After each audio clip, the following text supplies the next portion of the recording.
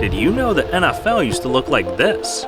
That the field used to be this small, or that players didn't use helmets. Much has changed throughout the years. So, how did we get here? Well, it all started back in 1892, when the sport was stolen. England made up this crazy game called rugby, using this field and this ball. So, Americans just took everything and called it football. The only difference was, they made football extremely deadly, cause while they both didn't wear any helmets or pads, instead of tackling, football players would fist fight, bite each other's ears off, or even gouge each other's eyes out. It was so bad that by 1906, over 100 people had died from playing football, and thousands of others became disabled. But in 1920, football became a game instead of a crime, when a player named Jim Thorpe formed the first ever pro football league and finally introduced some rules which stopped players from dying so much. They got some shoulder pads and leather helmets, told everyone to stop fist fighting, and legalized passing the ball. So now that things were official, they decided to name the league, calling it the American Professional Football Association, or APFA. Yeah, that name was booty. So 2 years later they changed it, and in 1922, the world was finally blessed with the NFL. Now, there's 14 chapters in the NFL's history, and next up we got 1922, an era where the league was terrible. There was no Super Bowl, no game schedule.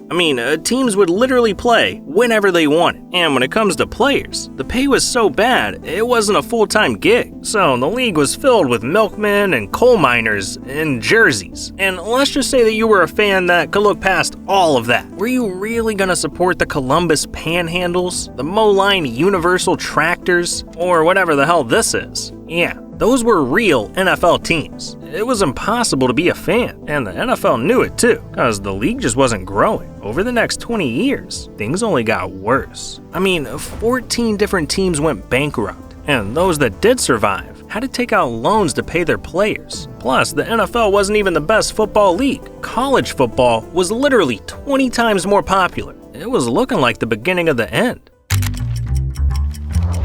But in 1949, the NFL came up with a genius solution, implementing 3 key changes that no other league had at the time. They added set game schedules, started televising games, and to help with reducing injuries, the NFL introduced plastic helmets. The inventor sure has faith in his helmet, for he's going to try it out himself.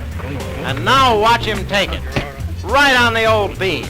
Yeah, along with some new teams like the Colts, Browns, and 49ers. And all these changes worked because the 1958 NFL Championship had become the most watched sporting event in TV history. See, the 2 biggest teams in the league, the New York Giants and Baltimore Colts, were facing off. And after going back and forth all game, the 2 teams went into the first ever sudden death overtime. So everyone and their mom tuned in. I'm talking 45 million people. Literally 9 times more than the year before. And after the Colts took home the W, it became forever nicknamed the greatest game ever played.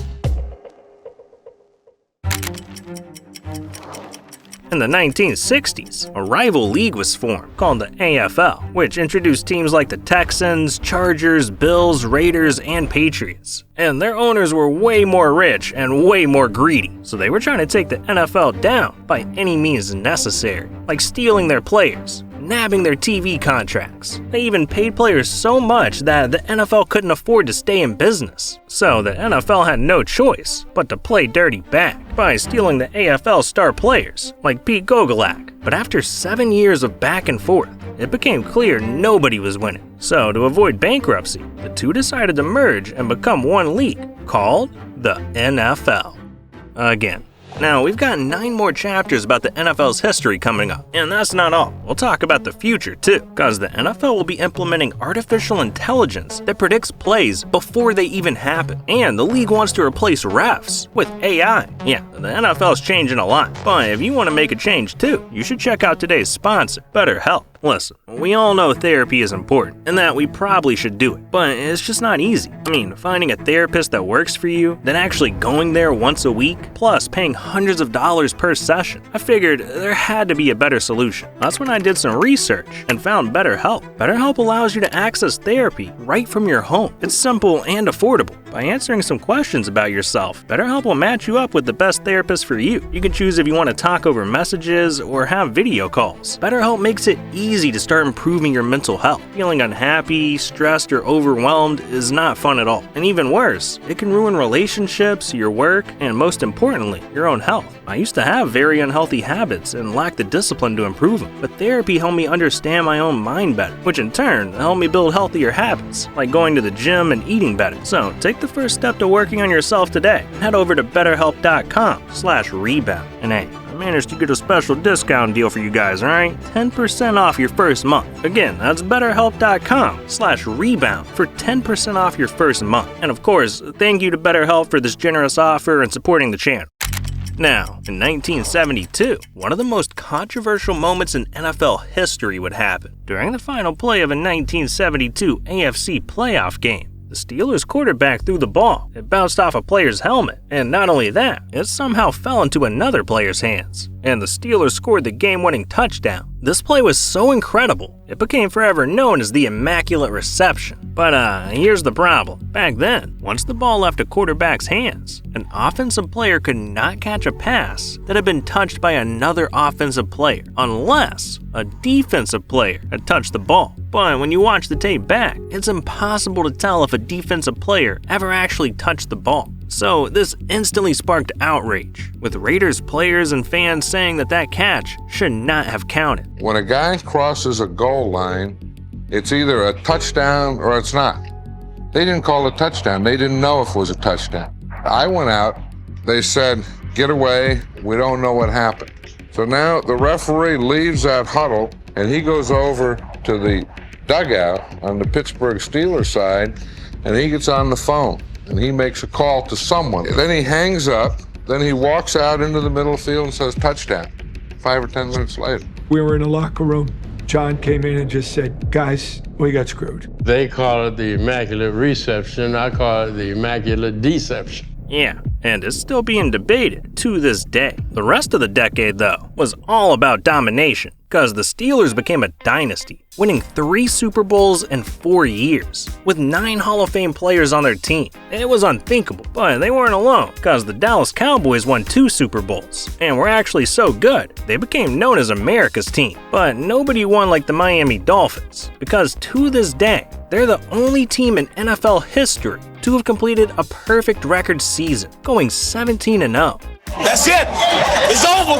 Way to go, Nicky. That's right, man. However, in 1980, the NFL was forced to prepare for its funeral. See, over the last decade, there were 3 separate plane crashes carrying sports teams, from the Marshall University football team to the University of Evansville and the United States boxing team, all resulting in the deaths of 191 people. Good evening. A charter jet carrying the Marshall University football team home to West Virginia crashed last night as it tried to land at the Huntington Airport. All 75 persons aboard were killed. It was the worst plane crash in the United States so far this year. This shook the sports world and made the NFL completely change their views on safety. So they cooked up all kinds of guidelines, like the disaster draft, where if a team suffers a tragedy, the league will host an emergency draft to replace their players. But the NFL wanted to improve safety on the field too, so they implemented stricter rules on contact to the head, neck, and face, making sure the chances of disaster were slim to none, which is exactly what the league needed. In 1985, the 49ers drafted the greatest wide receiver of all time, a man who still holds the most receiving yards in NFL history and has the most touchdowns of all time, the one and only Jerry Rice. But he wasn't the only legend on the Niners, because he teamed up with legendary quarterback Joe Montana, and together, those two dominated the rest of the 80s, winning 2 Super Bowls together. These dudes were NFL stars, but by the 90s, an unlikely star would come around to steal the spotlight. The Super Bowl was the most popular thing on TV, pulling in an average 80 million viewers per year. But there was a problem. The halftime shows sucked, and they knew that if they wanted to increase their viewership, they had to get their act together, do something that would get everyone talking about the Super Bowl. So they called up the biggest star in the world, Michael Jackson. And he put on the performance of a lifetime, with viewership exploding to an insane 133 million.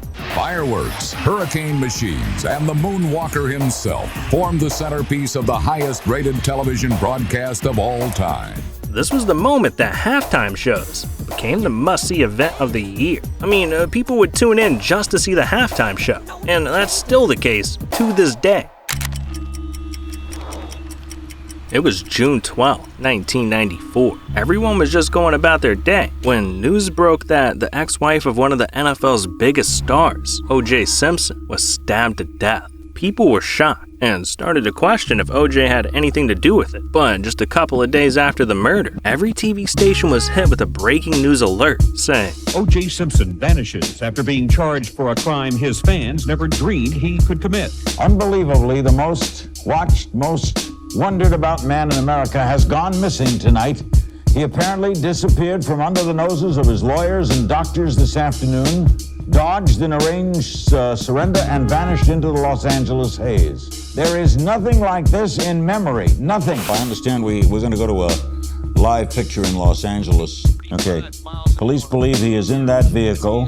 Police radio is saying that Simpson, the passenger in the car, has a gun at his head. This was insane. Like, just imagine a player today like Tom Brady going on the run for murder. It was unlike anything the world had ever seen. So once word got around, over 95 million people tuned in to watch O.J. speed down the LA highway as he narrowly missed hitting civilians on the road. Highway patrol.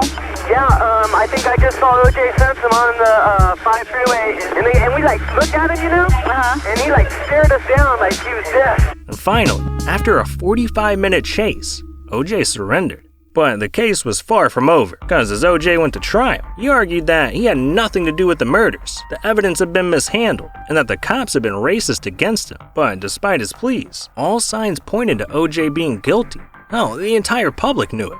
Like, why would you run from the police like that if you're innocent? But in the end, one crucial piece of evidence saved O.J.'s life. Item number 9, the Rockingham glove. Your Honor, at this time, the people would ask that Mr.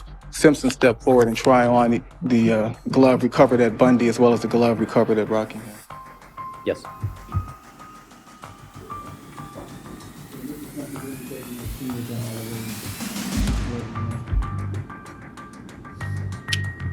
All right. Thank you, counsel. It makes no sense. It doesn't fit. If it doesn't fit, you must acquit. We, the jury, in the above entitled action, find the defendant, Orenthal James Simpson, not guilty of the crime of murder. Yeah, and he had all charges dropped against him. To this day, though, people still think O.J. really did it. And to be honest, it's because of things like this. Just did you do it? No, I didn't. After we finished filming, O.J. said to me that he had a surprise for me, and I genuinely was surprised. I think it was his idea of a joke. Now, this moment really marked the beginning of NFL players going off the deep end, because the rest of the 90s were just as unhinged. Ray Caruth hired a hitman to shoot his girlfriend. Alonzo Spellman threatened to kill himself with a landline telephone, all because his doctor was late to his appointment. And Cecil Collins was arrested for breaking into a woman's house to watch her sleep. He just stood there and watched.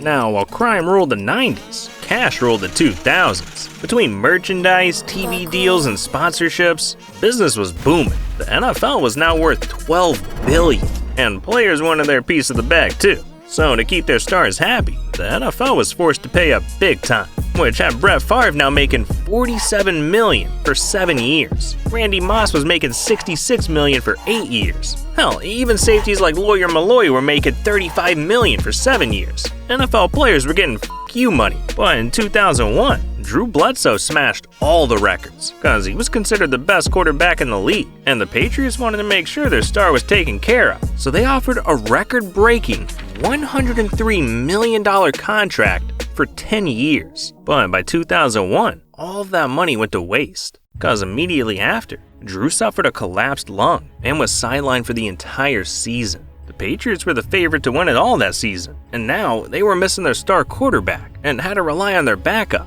A guy with no experience was the 199th pick in the draft. You saw this tall, gangly-looking kid. Looked like haven't ever seen a weight room. Ran a 5.2 something, one of the slowest quarterbacks in the combine. Tom Brady has been put into quarterback and Drew Bledsoe taken out.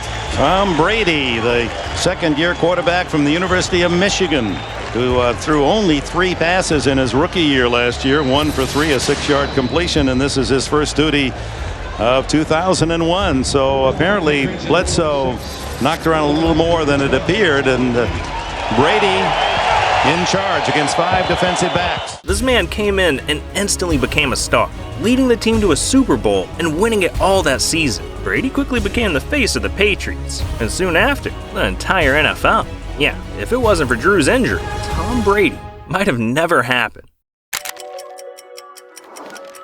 But by 2003, there was another quarterback who was dominating the field, a man that could move like a running back, throw bombs like Tom Brady, and had defenses dropping to their knees. I'm talking about Michael Vick. See, for the first time ever, the league saw a quarterback that could beat you with no help and could run into the end zone at any moment. Before Michael Vick, quarterbacks were mostly handing off or throwing the ball, but now you had to worry about a quarterback being a damn running back. And this style of play paved the way for future dual threats, like Lamar Jackson, Cam Newton, and Russell Wilson. At this point, the NFL was in its prime, but something happened in 2004 that scarred NFL fans for life. Houston! Choose to It was the Super Bowl 38 halftime show. Over 144 million people watching live. You had little kids to grandparents, all huddled around their TV. And they were all excited to see 2 of the biggest stars in the world perform, Janet Jackson and Justin Timberlake. So when they finally took the stage, the world shook. But during the final minutes of their epic performance, Justin was supposed to rip off a part of Janet's costume to reveal another layer of her outfit. But instead, she had a wardrobe malfunction. And this went down as the legendary Nipplegate. Was it planned, Janet? No. It was not planned. Well, what people don't understand is he was to take and rip the piece off that he did. The leather piece. Right, but more came off than what was supposed to. Now, over the next 3 years, the only exciting thing to happen was Peyton Manning having his glow-up, winning his second MVP, and taking home his first ring. And also, the NFL decided to ban touchdown celebrations. One of the dumbest decisions the NFL's ever made. But in 2007, shit really hit the fan, because an entire team's reputation was ruined. See, it was the first week of the season, and the Patriots were destroying the Jets. Able to go long for Moss. Moss has his first touchdown as a Patriot.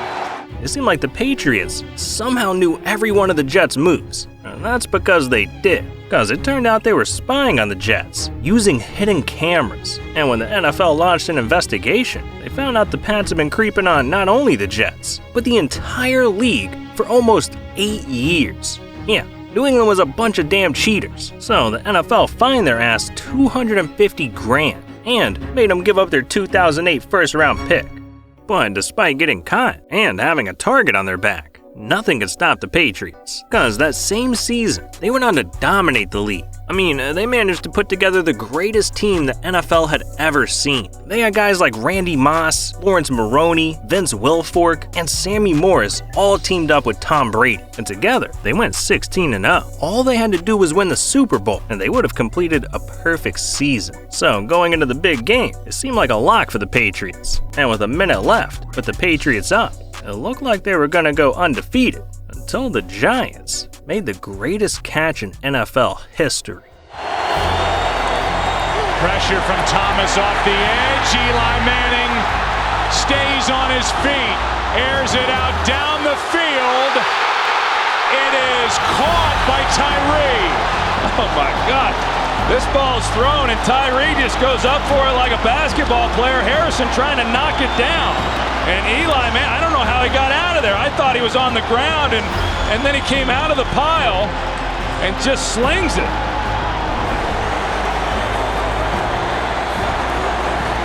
Manning lobs it. Burris alone. Touchdown, New York.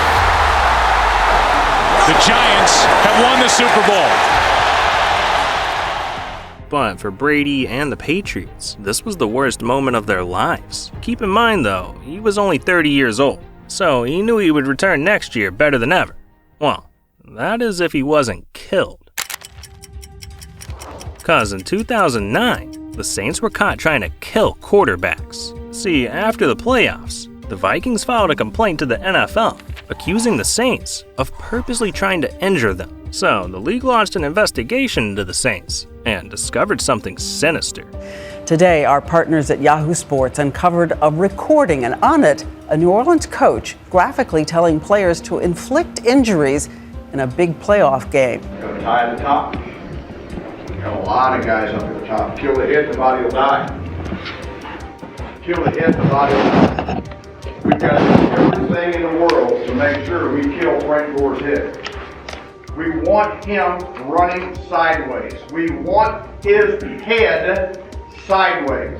The Saints were giving players bonuses for tearing ACLs, hitting guys with existing injuries, and even paying them $35,000 to try and permanently injure the Vikings quarterback. But in the end, the Saints got hit the hardest, because 4 of their players were suspended for a total of 31 games, and 2 of their coaches were suspended for the entire season.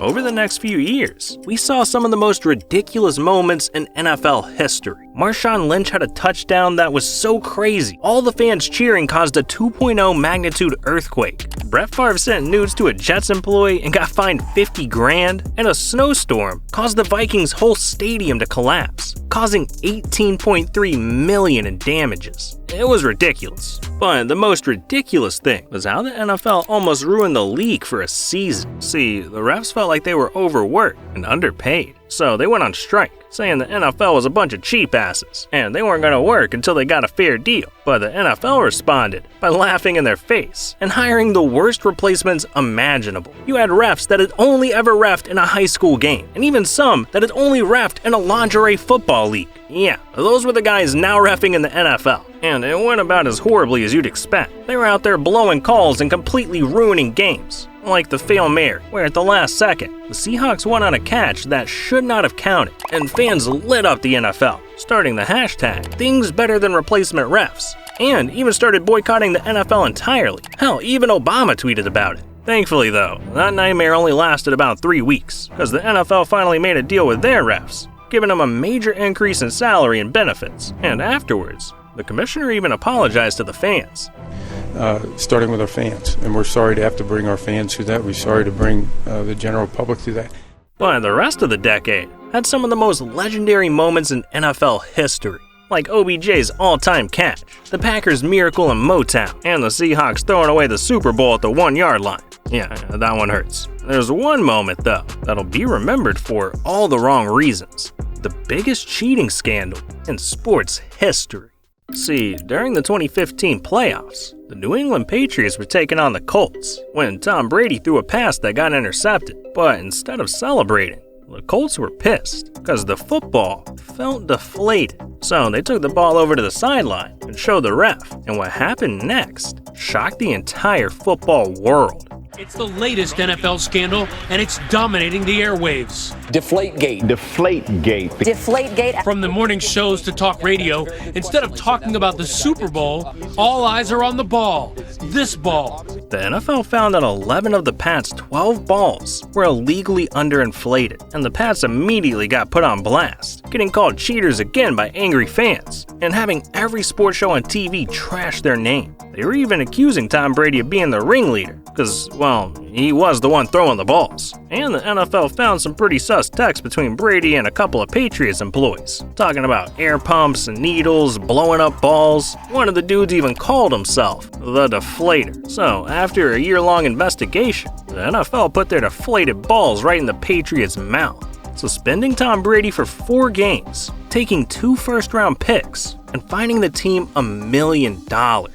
But it still wasn't enough to ruin Tom Brady's career, because that season, he made the greatest comeback in NFL history. See, after dealing with the suspension to start the year, Tom brought the Pats all the way to the Super Bowl, and despite being down 28-3 with only 15 minutes left in the game, they somehow came back and won it all. After this, Tom Brady became the undisputed GOAT, the greatest player in NFL history. And it's not even a debate. Now, between 2017 and 2020, the NFL had its craziest time period ever. The Browns lost every single game for almost 2 years straight. Aaron Hernandez went off the deep end. Pats owner Robert Kraft was busted at a rub and tug. Colin Kaepernick kneeled for the national anthem. Gronk broke the Super Bowl trophy. Saints fans tried to sue the NFL. And Tom Brady went to the Buccaneers and won his 7th ring at 42 years old. Yeah, things got pretty ridiculous. But now, we gotta talk about the most ridiculous player in NFL history. A dude that's known for jumping into goalposts nuts first, twerking after touchdowns, and even arriving to practice in a hot air balloon. I'm talking about Antonio Brown. And in 2022, the NFL saw him lose his damn mind, because he literally retired in the middle of a game. Odd situation. Antonio Brown boiled over, very upset on the sideline, took off his shoulder pads. Mike Evans, O.J. Howard trying to convince him to keep them on. Obviously, they were unable to do so. He tossed his shoulder pads, stripped off his shirt and glove, threw those into the crowd, then ran across the field while the teams were still on the field, giving the crowd a peace out sign. I'll let you know when we hear something official on his status. Thank you, Jen. It may be an Antonio Brown out in Tampa Bay. Yeah, that was actually the last time we ever saw AB in the NFL. And since then, the game has had some huge changes. Tom Brady retired, the Raiders moved to Las Vegas, and stars like Patrick Mahomes are earning bags we've never seen, making a ridiculous $503 million for a 10-year contract. That is $500 million for throwing a damn ball. Well, look, where the game is headed is even crazier, because recently, the NFL dropped a documentary exposing their plans to implement artificial intelligence into football, where they announced that fans will know exactly what play a team's gonna run, because AI is gonna start showing plays before they even happen. We can do the same type of thing with next-gen stats. We can overlay player routes and understand the play before it even happens. Yeah, and that's not it, because pretty soon, players won't be able to do anything without a camera on them, because the NFL is gonna let fans track them using AI software. Hell, they even want to put mics on every single player so fans can pick between who they want to hear. Also, there's even been discussions of replacing refs entirely with AI. This is the future of the NFL. And keep in mind, we're only a couple of years into AI, so in 5 or 10 years, the game's gonna look a whole lot different.